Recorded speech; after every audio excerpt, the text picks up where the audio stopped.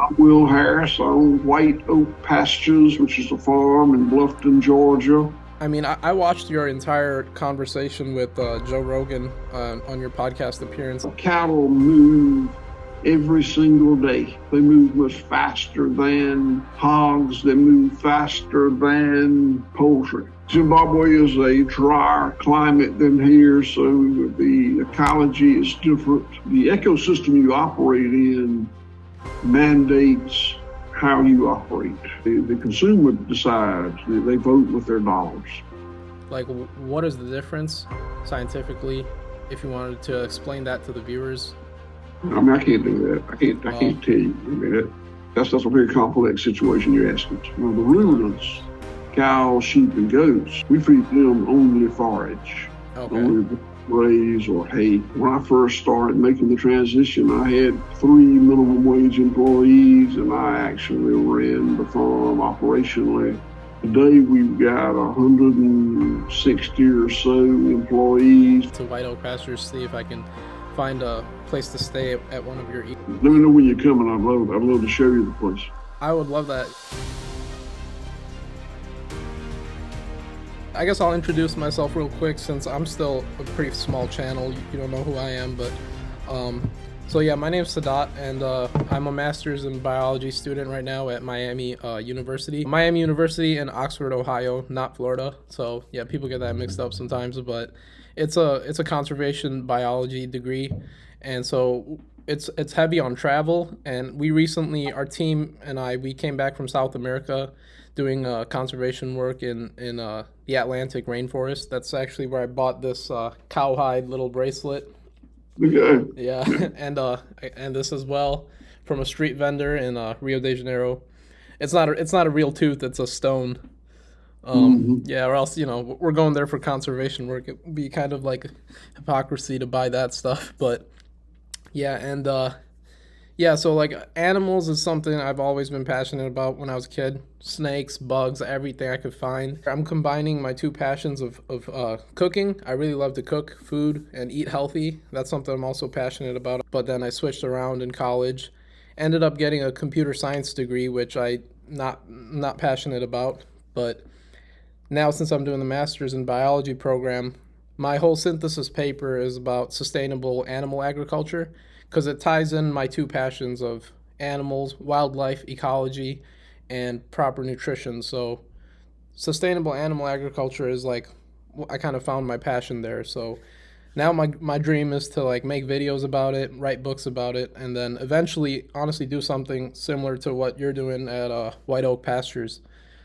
Start like a big agritourism. Well, first own and establish a regenerative, biodiverse farm, and then start doing some agritourism and ecotourism.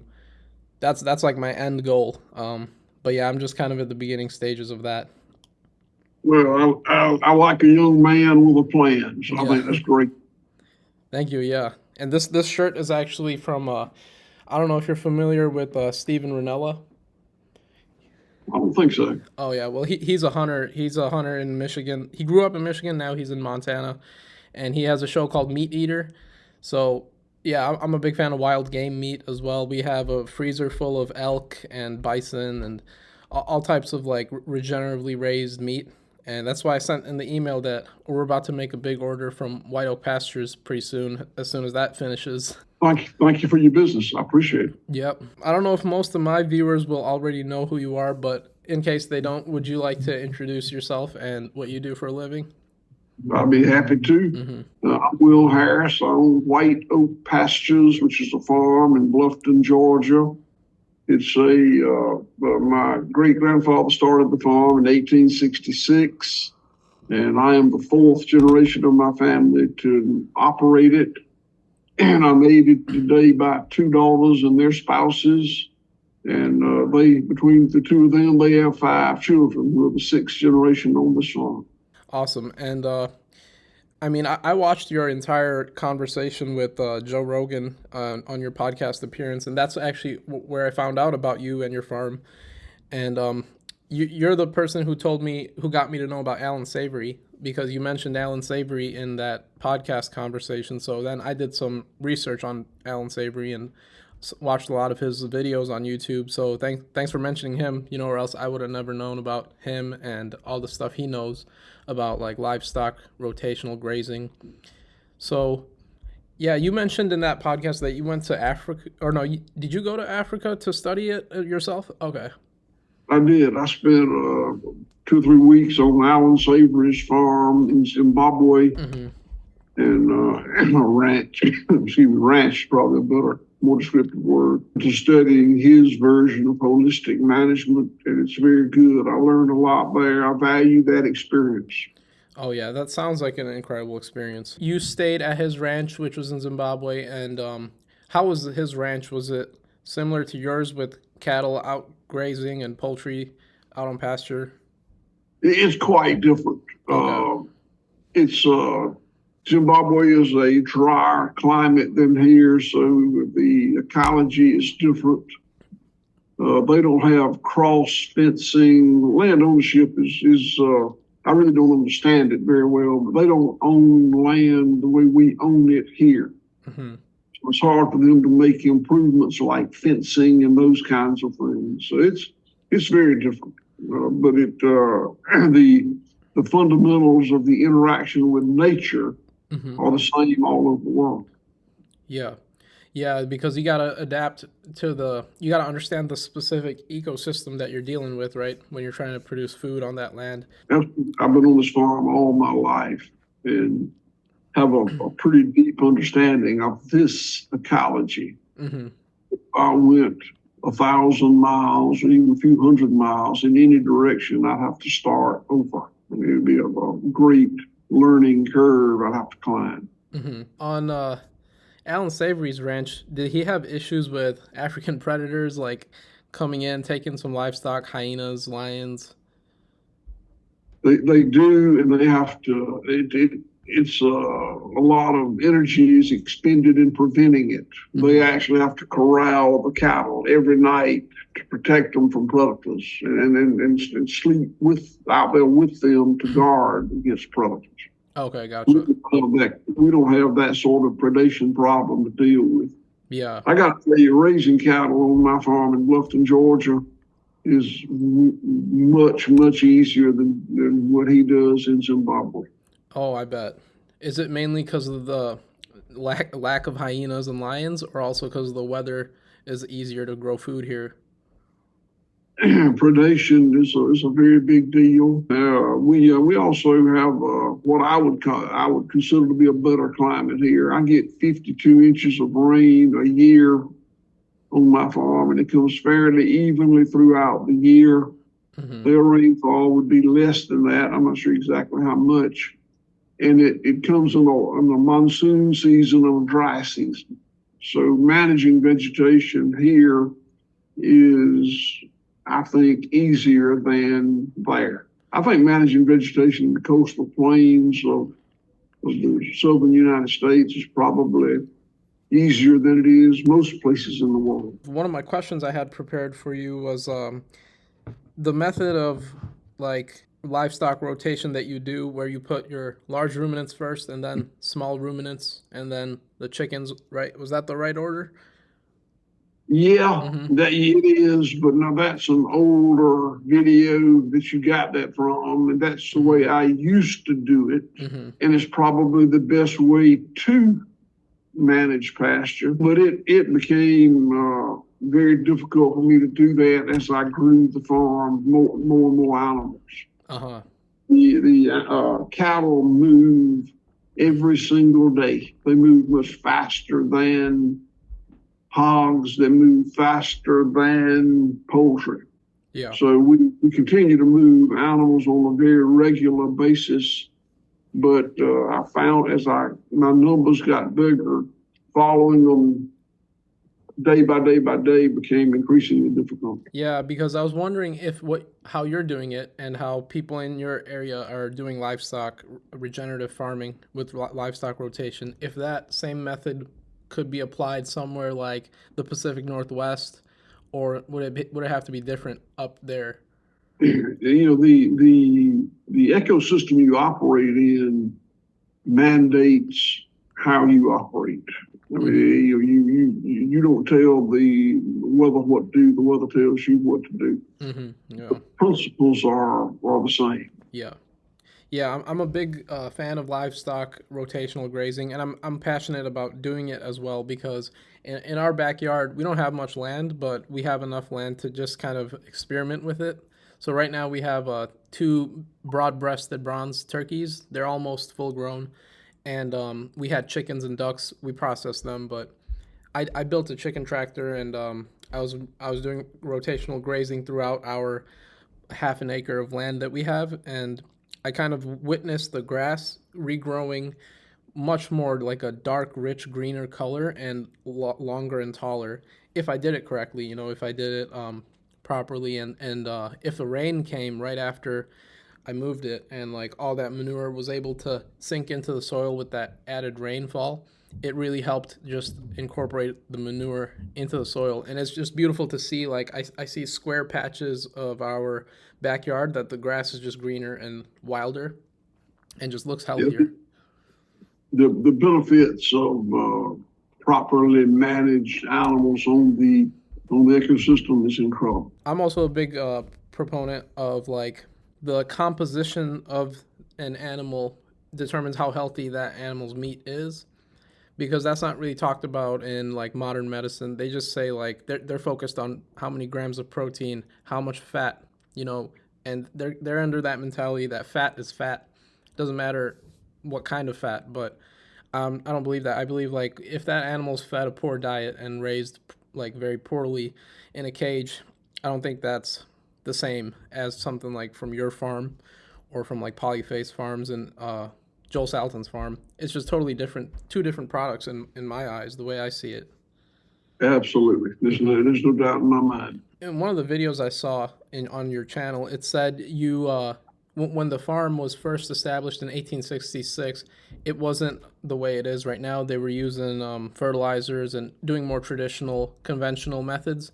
So you were the one to make the switch over to more organic methods in White Oak Pastures, correct? Well, it's true that I'm the one that started that returned it to its non-industrial management. But now in 1866, when my great grandfather came here, he would have operated the farm very similar to the way I do it today. The industrialization came on my father's watch, Okay. which was just post World War II. The way that my great grandfather and grandfather ran the farm would have been very similar, not identical, but very similar to what I do today. Okay, gotcha. Yeah, because I watched your YouTube documentary, 100,000 Beating Hearts. Yeah, I liked what you covered in that one with the history of it, like how they brought over the bags of fertilizer. Yeah, that was interesting to know about. So it was Justus von Liebig. Was that the biochemist that decided to try and like spread fertilizers throughout the farming industry, like initially? Yeah, I'm not sure. I've read about the. I don't know that name you said, but he's probably the German chemist that Yeah. came up that invented ammoniated fertilizer. Okay, because he just saw it as a big business opportunity, right?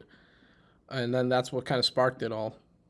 Well, yeah, he was a chemist that figured it out, and it's like so many technological discoveries. I'll say that word.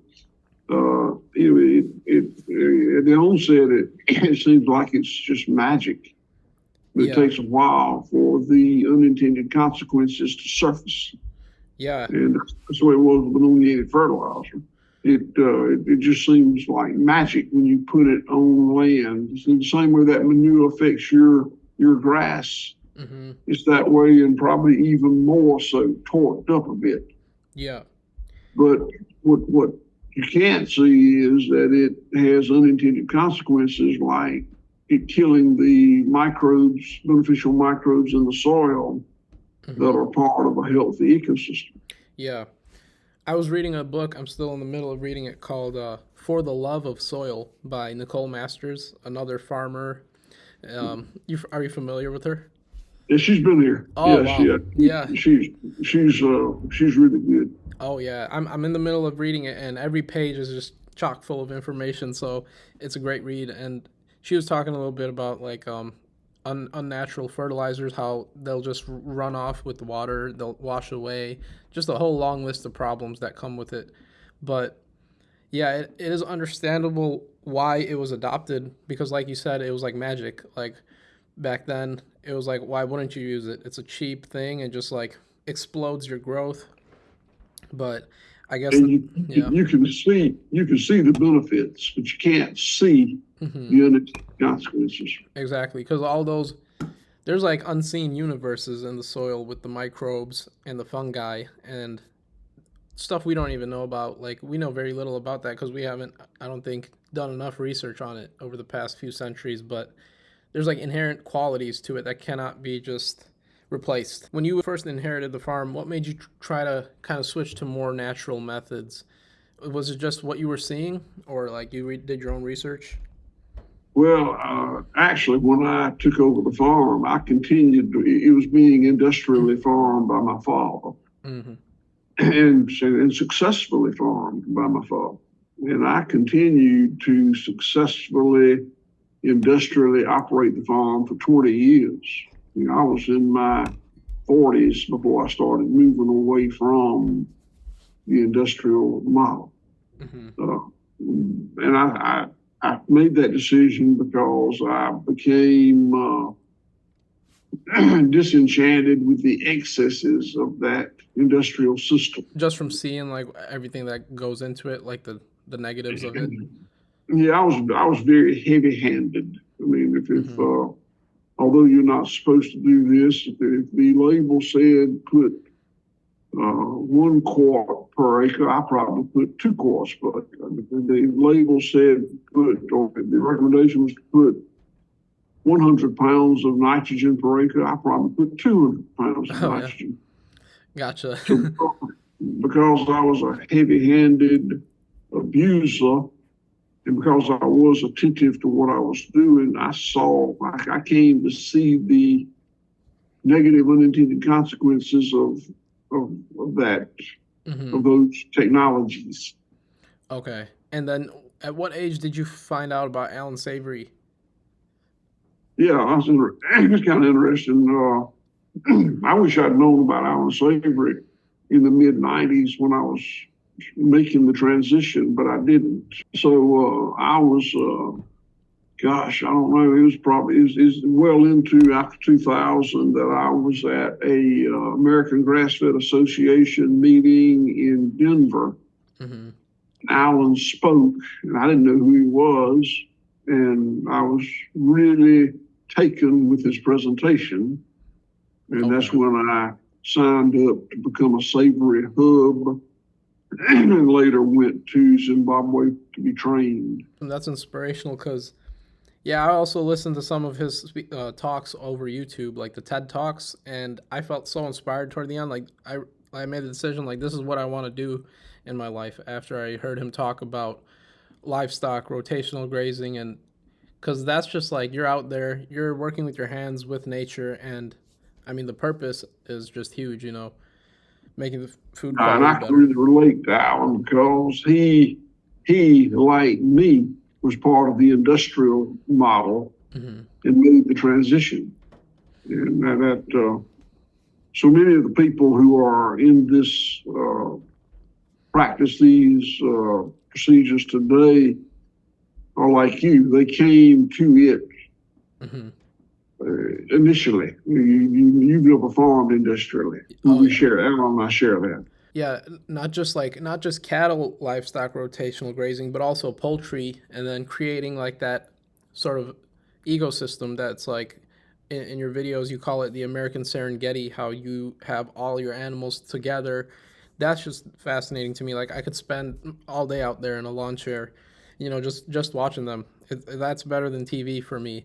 Just seeing how the birds go about their days, how what the cows are up to, and like when I look at an animal, I see more than just like some people will just be like, oh, it's just sitting there or it's just like standing there, but I see so much more when I look at a cow or or a chicken, because like I guess I'm more observant with wildlife, and I like to just watch a chicken, just watch it peck pasture, look for bugs, and once you realize that there's a system to it, and then that you can harness its power, not really manage it so much, but kind of just manage it from afar, kind of, and let it do its thing, let nature kind of do its thing. It's a beautiful thing, especially what you guys are doing, and what Joel Salatin is doing. You're probably familiar with Joel Salatin, right? I am. Yeah, I think it's you and Joel Salatin who are the largest producers of like truly organic food, right? I don't know who measures that. Oh yeah.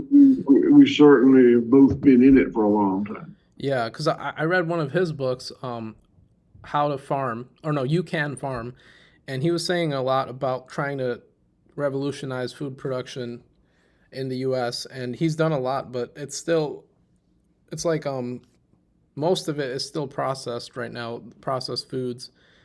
But it's just cool to see that he wrote that book in the 90s and it's been over 20 years. And I guess shifts are happening in consumer perception, but most of the shelves these days, they're still just Cheetos and processed stuff. It's unfortunate, but I like to see farms like come up like yours and his to try and kind of shift toward that direction.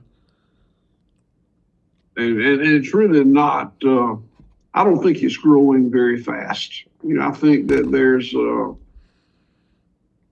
there's been growth. There are more people that are informed and understand today, but big food has done a lot of marketing to confuse the consumer. Oh yeah. And it's the marketplace is a very confused, a kind of treacherous place right now. Yeah. And I think your agritourism helps out with that, right? Like if people come and stay at the place, they'll be impacted on a more deeper level, maybe start changing their minds about it. You're absolutely right about that. If people come here, they become customers of me or someone like me. It doesn't matter. They'll figure it out and start sourcing food that is raised more naturally. That's huge. Yeah. Thank you for doing that. Your agritourism and your lodging options.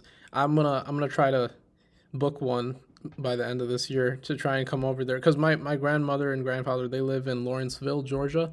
So I plan on driving down there, staying with them, and then making a 4-hour drive to White Oak Pastures, see if I can find a place to stay at one of your agritourism situations. Yeah, I'm looking forward to that. Because let me know when you're coming. I'd love to show you the place. I would love that. Yeah, I was gonna ask you if you could do that. So yeah, I'll give Jenny a call before I actually drive over there. I'm all ears. I'm gonna just be a sponge if you decide to show me the place. Another farmer that that I already did a podcast with is Wendy Babcock from Serendipity Farms in Michigan. It's very similar, her situation, to like the livestock rotational grazing. All the animals are outside on grass, and I visited that farm, which is in northern Michigan, not in the upper peninsula, but like really north in the lower peninsula. So they have to deal with really harsh winters, but yeah, I went in the summertime and in the fall, and it's probably like top 5 most beautiful places I've ever seen. Just because the animals were just like an ecosystem. The pigs were in the forest, like rummaging through grubs and acorns, and you couldn't even tell they were farm animals. They looked like wild boars, like the way they were going about their day. And then this line of wild turkeys came in through the pigs. She didn't even own those turkeys. They were completely wild. Her turkeys were in the back.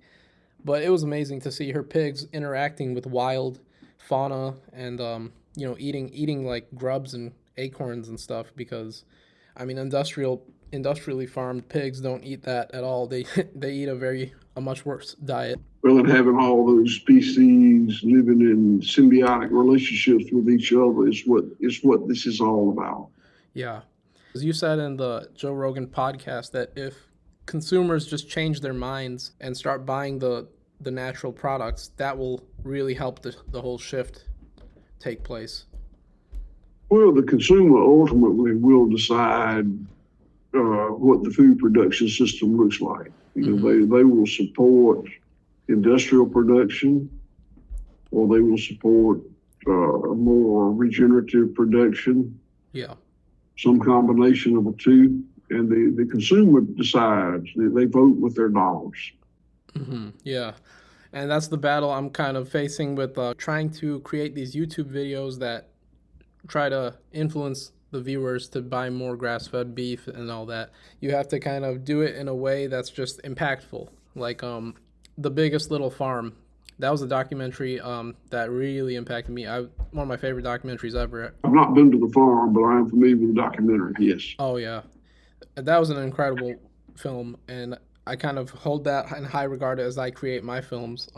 My camera is somewhere here, but yeah, I just have one Nikon camera right now, and I'm just trying to learn the ins and outs of that and, record my turkeys and the natural processes going on in my backyard and kind of present it in a similar way to what they did in that film, because that was a highly motivational film. Like, I can't see many people going out and buying like processed foods after watching a film like that, or like Food Inc. Food Inc. was a great one. I remember that. Yeah, I remember that. It's just that's been out for a while. Do you have any other recommendations for me, like similar documentaries that I should watch that you've watched? Or I don't know about documentaries. I would recommend Gabe Brown's book, Dirt to Soil. I think it's very good. Okay, let me put that in my notes.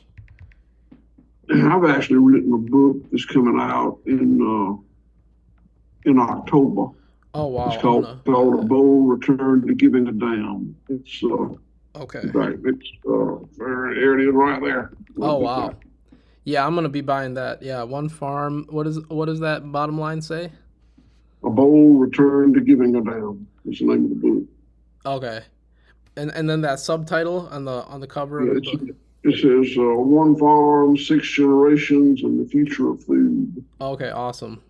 A Bold Return to Giving a Damn. I've actually seen that book on either on your website or somewhere, but it wasn't out at the time. So yeah, it's still not. It comes out in October. Okay, yeah, I'm gonna be buying it real soon after it comes out. And the Gabe Brown book was called what did you say the Gabe Brown one was called? Dirt to Soil. Dirt to Soil. I gotta write a lot of papers for my master's program that I'm in, master's in biology, and usually we just rely on peer-reviewed papers that we find on the internet, peer-reviewed through Google Scholar. But sometimes when I find books like these, I can actually take information from them as well and incorporate it into my paper. That's something I'm learning to do, take advantage of peer-reviewed work to support my claims. You can't really claim stuff in the scientific community if it's not backed up by data and evidence. They just don't want to hear it. So I'm learning. It's my first semester, so it's been cool to learn how to do that, how to get information. And that's why I wanted to ask you, has there been studies done on your White Oak Pastures property with carbon sequestration? Like, has that been measured yet? Yeah, it has been. Okay. It's on our website. Oh, okay. I'm gonna check that out. An environmental group called Quantis, Quantis, from Minneapolis, Minnesota. Mm-hmm. Came down and did a very expensive study on the farm, and it turned out very positive. It's on our web. You can see it online. Okay, I'm definitely gonna. General Mills paid for it. I mean, it would have been beyond my financial ability. Oh wow, that's awesome, because if they can use that data, that real evidence, maybe they can start like spreading the word and creating more farms like yours. Yeah, economically, starting farms like this is difficult. Mm-hmm. It's so the industrial system is so convenient. All the farmer has to do is produce whatever he is in the business of producing, and someone else takes it and adds value to it, and the farmer doesn't. I think the farmer probably gets too small a percentage of the money, mm-hmm. but it's easy. Okay, yeah. Going back to your animals that you raise, you guys raise 10 species, right? Of yeah, for meat and all their products. Cows, hogs, sheep, goats, rabbits, chickens, turkeys, geese, guineas, ducks. That's awesome. And there's also chicken eggs, and there's also organic vegetable garden.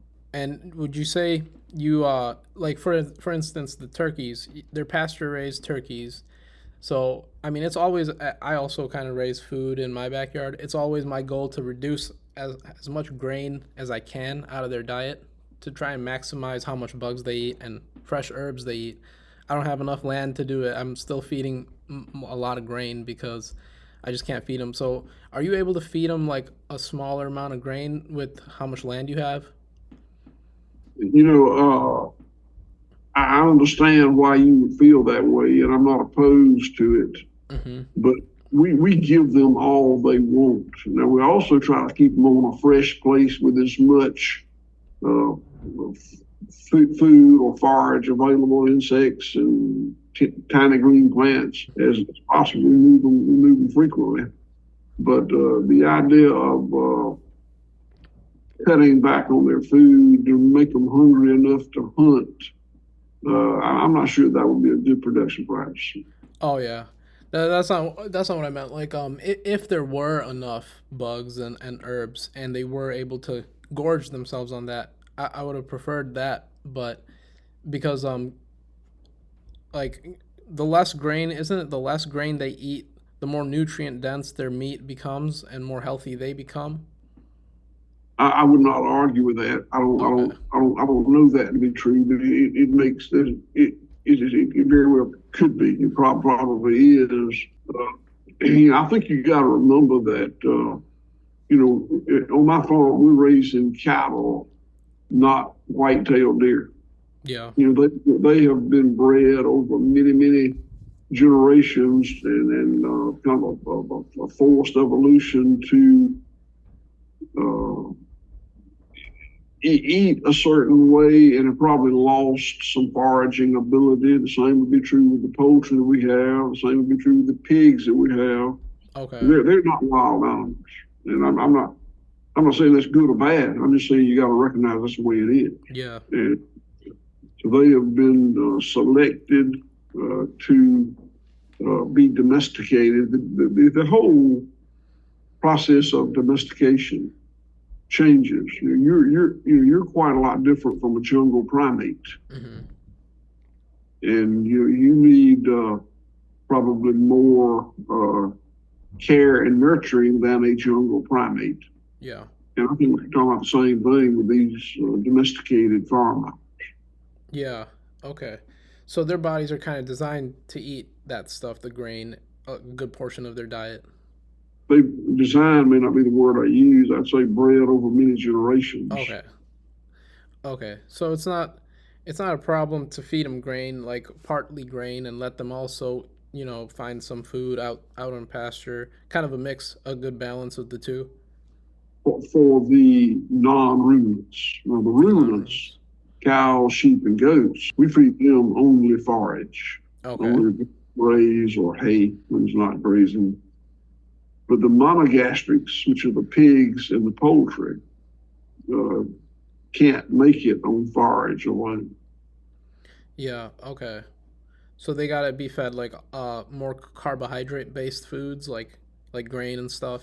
They can't digest enough cellulose in forage Mm-hmm. to keep themselves healthy.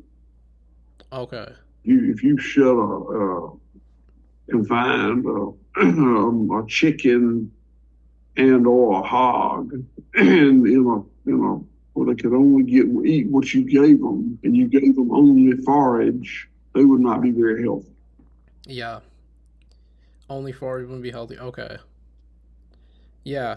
Cause I did a road trip across the country right after I graduated from my undergrad, and I went to a lot of national parks and stuff. I saw a lot of the natural wild places of America in the span of 62 days. It was just me, and I was doing it, and I covered like 12 states. And one of the states that I really fell in love with the nature was Minnesota because I was up in northeast eastern Minnesota, doing some nature trails. I camped out there. I heard wild wolves and stuff. And as I was walking in some of the meadows, the grass was like up to my knees, and every step I took, like 20, 50 bugs would jump out of the grass, like each step I took. And I was just thinking, like, man, if I lived up here in like a cabin or some sort of farm, I could really reduce my feed costs for my chickens just because of how many bugs there were jumping out of the grass each step I took, like multicolored bugs, like all colors of the rainbow. And it would be a good supplement for a chicken Mm-hmm. poultry diet.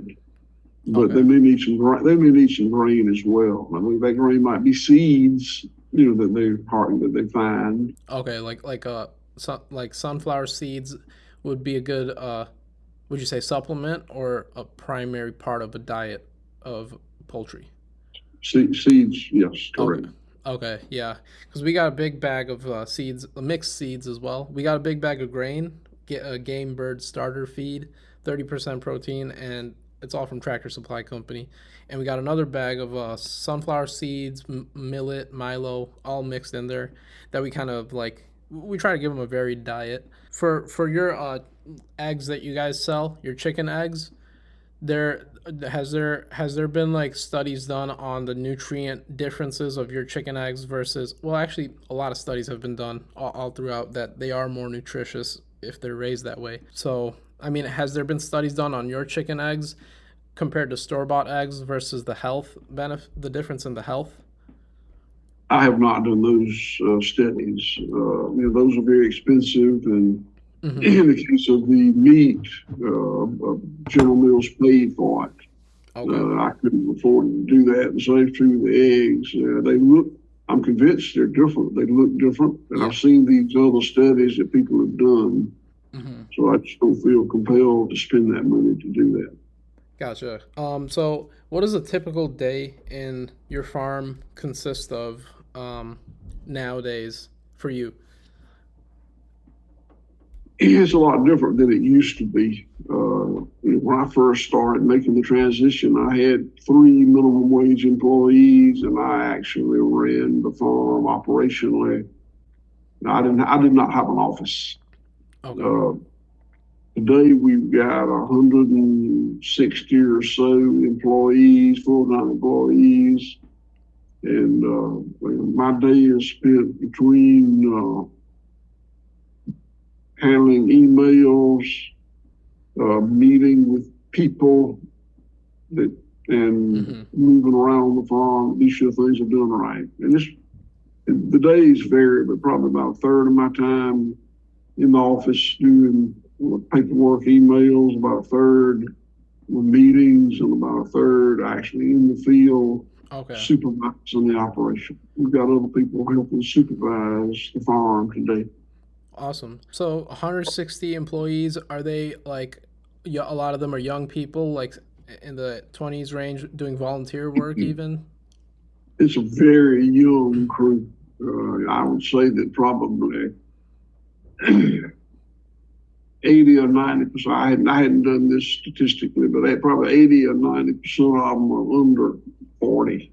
Oh, wow. And So how did they just come like from nearby in Georgia, or are they from all across the country? yeah, both. We've got roughly half of them are local people that came to work here as a career. And the other half are people from all over the country, mostly young, uh, educated people that are here to learn how to do this. Yeah, I would love to also do some volunteer work at your place if I live nearby. Um, but they even come from afar, you're saying? Did say that. We have an intern program of a Okay. 3 month internship program that we can only have, I think, 6 or 8 per quarter, Okay. 3 month quarters for a year. But we get, I guess, 25 or 30 applications every quarter that we have to choose 6 or 8 from. Okay, gotcha. And you guys also have like a physical store where people can buy all types of stuff that come from your animals, right? We've got a general store, a restaurant, and, as well as the lodging. I started a 501c3 a couple of years ago called Center for Agricultural Resilience, CFAR. And we have educational sessions here at least once a month, sometime more than that. Okay, gotcha. I saw some photos and videos on the website of the lodging and the eating situation under the. You guys got lights on the ceilings. It looked really beautiful. Thank you. Yeah, it reminded me of one of the places that we stayed at with this South America expedition. We just came back from South America last month. We were doing conservation work down there, Miami University, a cohort of students, mainly focused on golden lion tamarin populations. It's a primate species that we're trying to do conservation work with down there. And one of the spots we stayed at was a farm, an agroforestry farm called Cordero's Farm. And it was literally maybe the most beautiful place I've ever been to. It's just like similar to how you guys have lodging and a restaurant and a place to eat and all these buildings and amenities, but it's situated in surrounded by nature. But down there it was tropical nature. Like it was all types of fruits on the ground with bite marks from primates and lizards and big bugs, and they had a big Cane Corso farm dog and coffee beans growing, and we had breakfast, lunch, and dinner there, and everything was farm to table, minus the condiments like salt, pepper, sauces. Everything else was from that farm, from the 100 acres that we were on, and it was just on a jungle coated mountain. We ate breakfast, lunch, dinner there, and our bodies felt so different toward the end of it after being fueled with that type of food. We certainly felt healthier. Yeah, and it inspired me again. Like I told you, like that's kind of like what I want to do. Like my end goal would be like that, like establishing something like that in America. So I'm just trying to learn through conversations with, people like yourself, how to go about doing that. I'll ask another question. When your cows the day comes for your cows to be processed, how does that play out? Are they sent to like a processing facility, or are they done on your farm? How does that happen? I have a USDA inspected processing facility on my farm, two actually, one for red meat animals and one for poultry. Okay, gotcha. And another question I had was, chicken is a very it's hard to lower the price on pasture raised chicken, right? Like, how would you say we can spread that awareness to consumers that it is very expensive to produce a whole chicken and why it is that price? It's very hard to do. Consumers get sticker shock when they see that I need to get $5 or $6 a pound for chicken when there's chicken on sale for $2 a pound. Yeah. And probably one of the hardest parts of being in this business is that education process. And there are people that just won't accept it. It's just the way it is. They're just not going to pay that much for it. And they get to vote. They get to make that choice. So, like, how would you say we could go about influencing them to realize that it is worth the price? You know what I mean? Like versus an industrially farmed chicken. Well, you just have to educate them and let them make their own decision. Yeah, that's the thing. Okay, is it true that you sell all parts of the animal, nose to tail? Like you try to use it all, but I heard you even sell the scrotum of a cow as a pouch in your general store. We do. That's awesome. Everything is used. It's not all sold. There are some parts of the animals that are composted to make fertilizer, but everything is used. Okay. Could you maybe explain to our viewers the difference between, like, let's say a very processed piece of chicken or cow and like one from your farm? Like, what is the difference scientifically, if you wanted to explain that to the viewers? I mean, I can't do that. I can't tell you. I mean, That's a very complex situation you're asking. Yeah, sorry. Trying to think how to so like the difference in how they're raised. Could you just explain, let's say, the life cycle of a cow in your farm? Mm-hmm.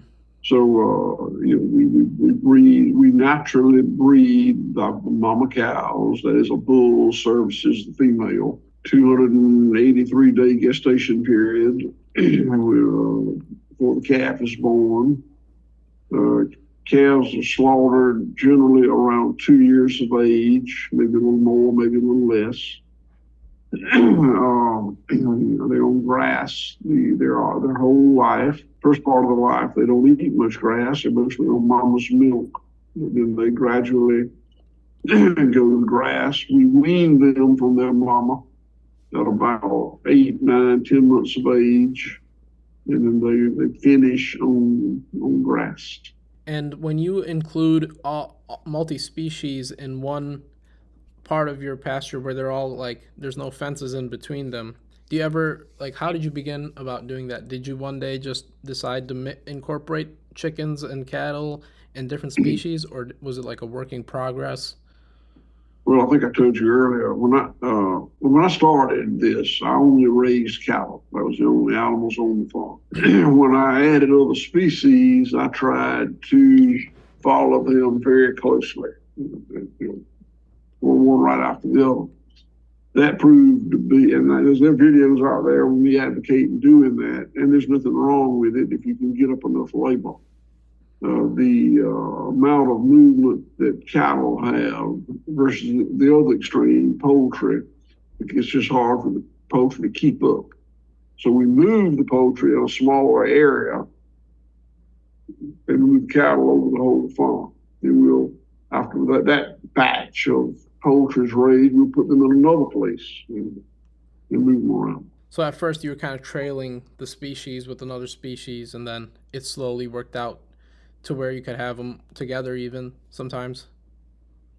They're together sometimes. Yeah, that's awesome. I want to spread awareness of farms like yours. Good. It was great to converse with you, and thank you for wanting to do this. I was actually very surprised when you agreed to do it, because I'm still a pretty small channel, and but I will really take to heart everything you said, and I got some notes down from the books you recommended, and just try to spread awareness with everything you said in this conversation and in future conversations. Well, I really appreciate your interest in our farm, and I wish you good luck with your career. Thank you. I'll try to stay at one of the lodges sometime this year.